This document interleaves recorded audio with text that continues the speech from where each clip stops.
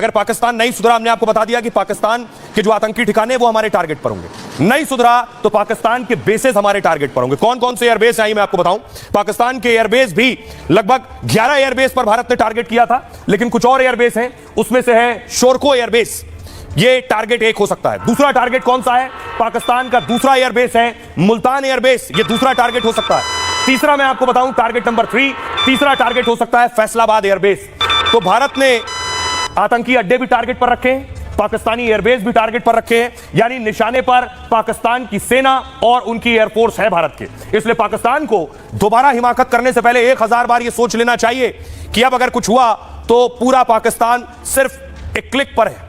यह है मिन्हास एयरबेस और शोरको एयरबेस पाकिस्तान के दूसरे target, Risalpur airbase, Peshawar airbase, Multan airbase और फैसल एयरबेस कराची में, फैसलाबाद एयरबेस, मीरपुर खास एयरबेस और नवाब शाह एयरबेस।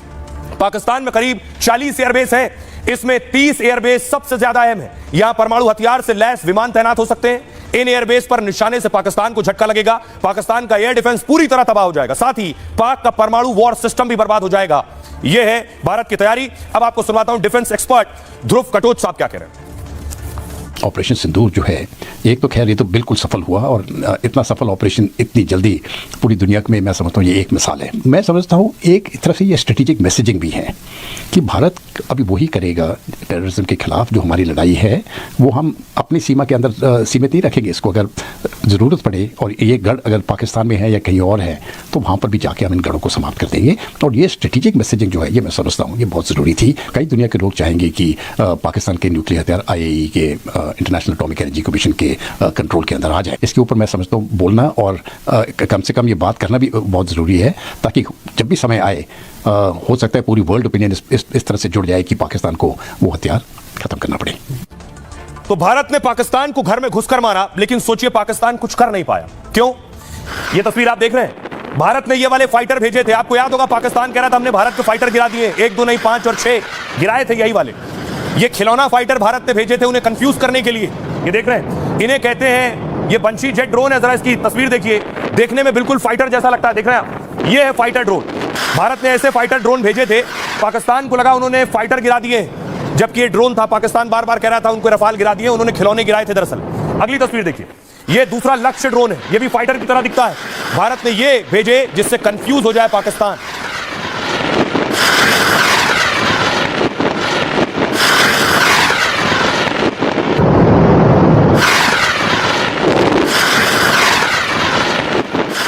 अब मैं आपको बताऊं, भारत ने ये जो भेजे, जिन्हें डमी भी कहते हैं, ये डमी जब भेजे गए तो हुआ क्या देखिए। ऑपरेशन सिंदूर में भारत ने एक अनोखी रणनीति अपनाई थी।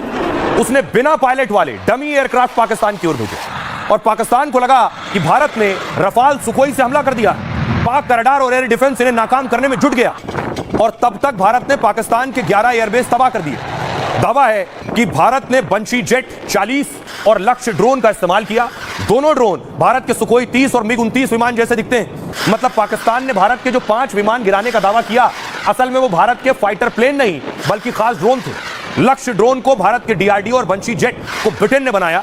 दोनों ड्रोन 720 किलोमीटर प्रति घंटे की रफ्तार से उड़ते हैं, और खास सिग्नल और रडार के साथ भारत ने इन ड्रोन को पाक को भेजा था। पाकिस्तान को तब लगा कि भारत ने हवाई हमला कर दिया है, और उसने एक साथ कई जगह अपने HQ-9 डिफेंस सिस्टम सक्रिय कर दिए। चीन का डिफेंस सिस्टम 150 किलोमीटर तक हमले रोकने में सक्षम था। चीन और पाकिस्तान दावा करते थे कि हवा में ही टारगेट खत्म कर देता है, लेकिन जैसे ही पाकिस्तान में HQ-9 डिफेंस सिस्टम चालू हुआ, भारत को उसके रडार और कमांड सेंटर की जानकारी मिल गई, और फिर इजराइल से मिले खास आत्मघाती ड्रोन से भारत ने हमला किया और पाक में लगे चीनी एयर डिफेंस सिस्टम के रडार को ही नष्ट कर दिया। इससे पाकिस्तान की हवाई रक्षा काफी कमजोर हो गई। तो भारत ने भुलारी से नूर खान तक 11 एयरबेस पर हमले कर इन हमलों से पाक फाइटर जेट्स की उड़ने की क्षमता नष्ट कर दी। यह थी भारत की रणनीति। आइए अब आपको सुनवाता हूं, सुनिए जरा रक्षा मंत्री राजनाथ सिंह क्या कह रहे हैं। समस्त हिंदुस्तानियों को, चाहे वो भारत के रहने वाले हों अथवा दुनिया के दूसरे देशों में रहने वाले हों, सभी गौरवान्वित हुए हैं। भारतीय वायुसेना के लिए सिर्फ 23 मिनट यह काफी थे पाकिस्तान की सरजमीं पर पल रहे आतंक के अजगर को कुचलने के लिए, और वो आपने करके दिखाया। और मैं ये कहूँ, ये कहना गलत नहीं होगा, जितनी देर में लोग नाश्ता पानी निपटाते हैं उतनी देर में आपने दुश्मनों को निपटा दिया। आपने दुश्मनों की जमीन पर जाकर आपने मिसाइलें गिराई है, उसकी गूंज केवल भारत की सीमाओं तक ही सीमित नहीं रही है, बल्कि सारी दुनिया ने सुना है मेरे दोस्तों। आपने सुन लिया रक्षा मंत्री राजनाथ सिंह को। अब आपको बताऊं मैं कि आखिर चीनी जो हथियार थे ये फेल कैसे हो गए। ये चीन देखिए ड्रिल कर रहा है, दुनिया को दिखा रहा है उसके पास बड़े बड़े हथियार हैं।